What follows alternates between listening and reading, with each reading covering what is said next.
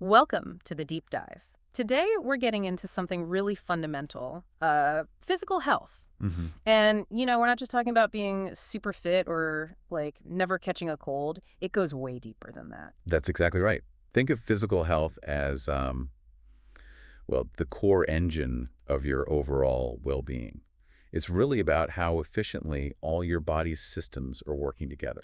Yeah, like your heart, digestion, all that fundamental stuff. Precisely. Your heart beating regularly, your digestive system doing its job smoothly. And the really key thing, I think, is how it's all connected. Your physical state, it just ripples out, doesn't it? Totally. It affects your mental sharpness, Yeah. how you handle stress, even how you interact with people. We've all been there, right? Feeling physically wiped out, and then suddenly you're feeling kind of down or just withdrawn. Absolutely. If one area dips, the others often follow. Mm. Understanding that link is so important for the bigger picture of, wellness. So that's our mission for this deep dive. We want to really unpack what physical health actually is, explore the essential pieces, look at what influences it, and importantly, bring you some practical insights. And we've pulled from quite a few places, health organizations, studies, wellness pros, trying to get a well-rounded view. Okay, so let's start right there, defining it. What does physical health mean in, practical terms? Well, at its most basic, it's about the normal functioning of your body day to day. How well are your organs, your systems actually performing? Simple things, maybe? Yeah, like your digestive system breaking down food properly, your nervous system sending messages quickly, like pulling your hand away from something hot. That's it in action. Okay. And Macmillan Health mentions things like healthy teeth, no cavities, a regular heart rate, good vision, feeling balanced. Exactly. Those might seem small, but they're the signs of a body working like it should, in harmony. And it's personal too, right? What feels healthy for me might be different for someone else. That's a really crucial point. Your best physical health is achievable within your context, regardless of age, or even if you're managing an illness or a disability. It's about optimizing your potential. Okay. Now, the World Health Organization, the WHO, they have a broader take on health, don't they? They don't just focus on the physical. They certainly don't. The WHO definition is about a complete state of well-being, Right. not just, the absence of disease. So physical, mental, and social. Physical, mental, and social well-being, all interconnected. You can't really separate them completely. Which brings us to all the different facets of life that feed into physical health. It's definitely not just about kale and treadmills. Not at all. Study.com points this out well. It includes sleeping properly, good nutrition, obviously, being active, yes, but also things like good hygiene and, importantly, getting enough relaxation. Relaxation. Okay, that's interesting. Yeah, the whole package. And the Defense Health Hub uses that pillars idea, Yeah. sleep, nutrition, physical activity, and connection. That last one's interesting, connection. Social health feeding into physical. And what's good is that even though these sources might frame it slightly differently, they all seem to land on these same core ideas. Gives us a solid base. Right. So we have a better handle on what it is. Now, let's talk about the things that influence it. Macmillan Health lays out 5 key areas. Lifestyle choices seem like the obvious place to start. That's where we feel we have some control. Absolutely. Our daily decisions, they make a huge difference. And diet is often front and center there. Yeah, diet. Making sure you're getting those nutrient-dense foods, Wow. vitamins, minerals. Exactly. And being mindful of limiting things like added sugar, too much salt, unhealthy fats. Basically giving your body the best fuel. And it's important to acknowledge access, too. Not everyone can easily get those foods. Macmillan Health mentions feedingamerica.org for support. That's a vital point. And they also note that for food versions, sometimes a speech therapist can help, which is interesting. Okay, then there's substance use. Right. Things like tobacco, excessive alcohol, illicit drugs, they can really harm body systems. But prescription meds, used correctly under a doctor's care, they're different, obviously. They support health. Absolutely. Yeah. And it's crucial to know help is available if someone is struggling with substance use. Okay, next. Sleep. Oh boy, sleep. I think we all know it's important. We know it, but do we prioritize it? It's when your body and brain really do the heavy lifting of repair and recovery. And Macmillan Health links it directly to having energy for physical activity. Makes sense. Which leads right into physical activity itself. It's fundamental for bone health, muscle strength, your heart. Yeah, the CDC has guidelines on how much, but Macmillan Health also points out that active looks different for everyone. That's key. Physical therapists, recreational therapists, they can help find ways for anyone to move, even with limitations or disabilities. And the last lifestyle piece, Stress management. Stress is, well, part of life. It is. But chronic, unmanaged stress, that really takes a physical toll over time. So finding healthy ways to cope is essential. Therapy, changing your schedule, leaning on friends, self-care, whatever works for you. These lifestyle bits offer so much potential for positive change. But Macmillan Health also reminds us other factors are in play, like biology. Our genetics, right? Right. What we inherit. Can't really change that. Nope, that's baked in. Ah! Our lifestyle choices still play a major role in how those genes express themselves, That's good to hear. And they also say having a disease or disability doesn't mean you can't be physically healthy. You might just need specialists. Exactly.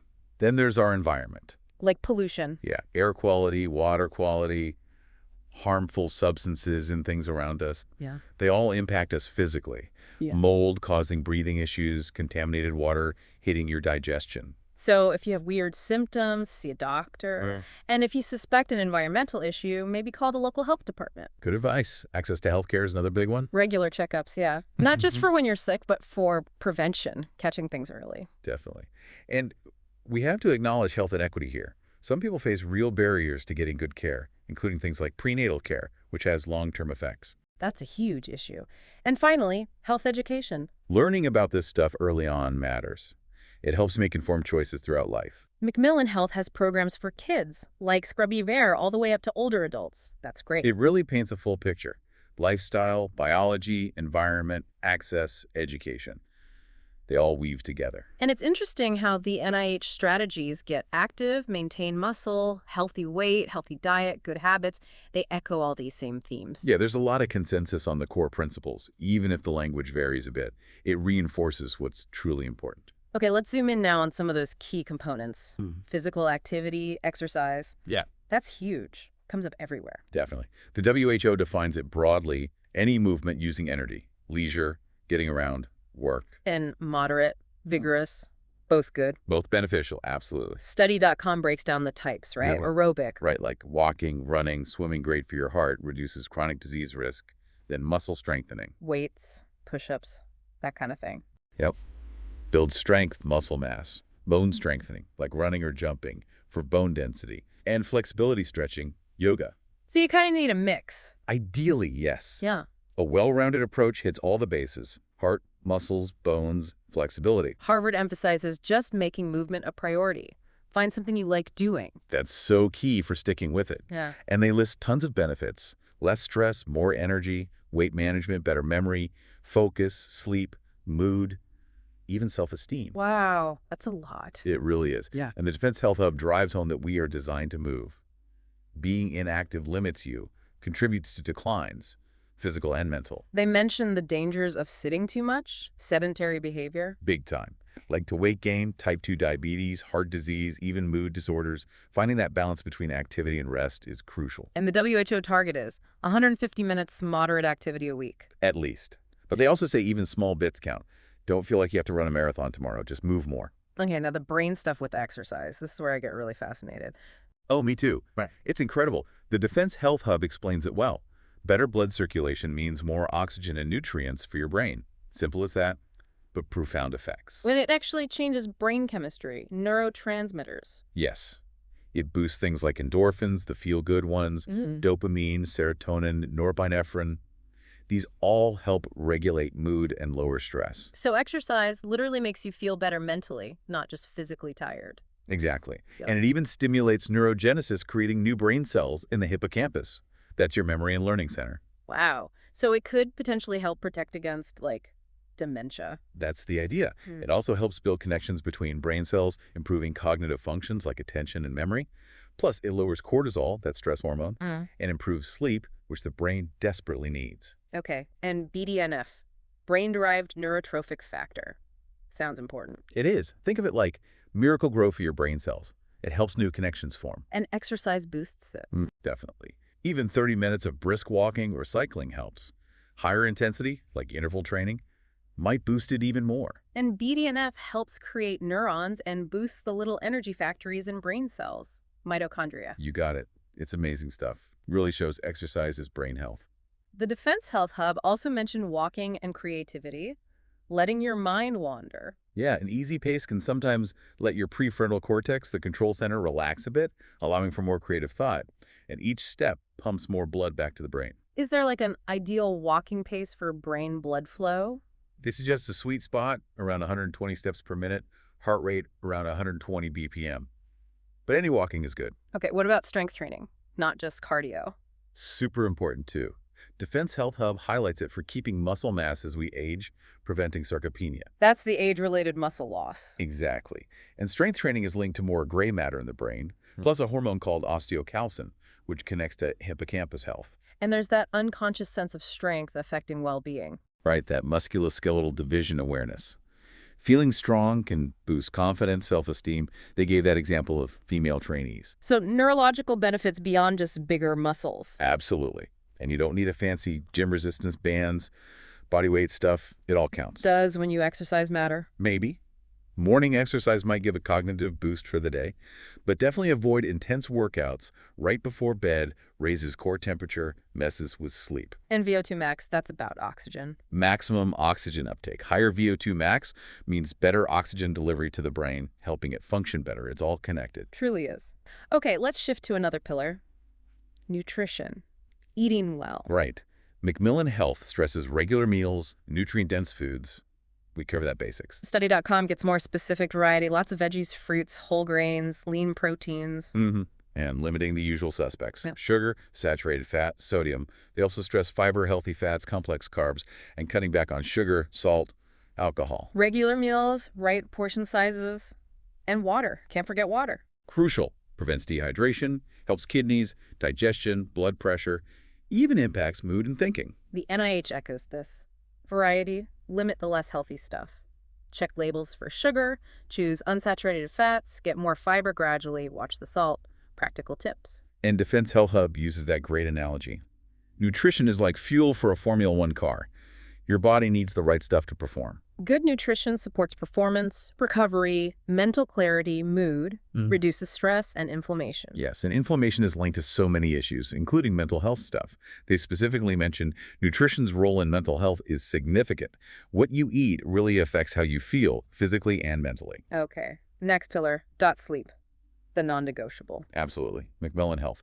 Body and brain recovery, energy for the day. Study.com talks about consistency, right? Same bedtime, wake time. Yeah, and a dark, quiet room. Avoiding blue light from screens, caffeine before bed. And not getting enough quality sleep increases risks for diabetes, heart disease, obesity, depression. Serious stuff. Very serious. Needs vary by age, but adults generally need at least 7 hours. If you're consistently under 5, probably worth talking to a doctor. Defense Health Hub calls sleep an overlooked tool. Prevents weight gain, heart disease, getting sick more often. Quality and quantity matter. And rest and recovery after stress. Harvard keeps it simple. 7 to 8 hours recharges body and mind, helps you feel sharp. It's fundamental. Okay, what about hygiene? Study.com brings this up. Yeah, practices to maintain health, prevent disease, daily things like showering, hand washing, brushing teeth. And longer-term things like checkups. Exactly. Preventative care.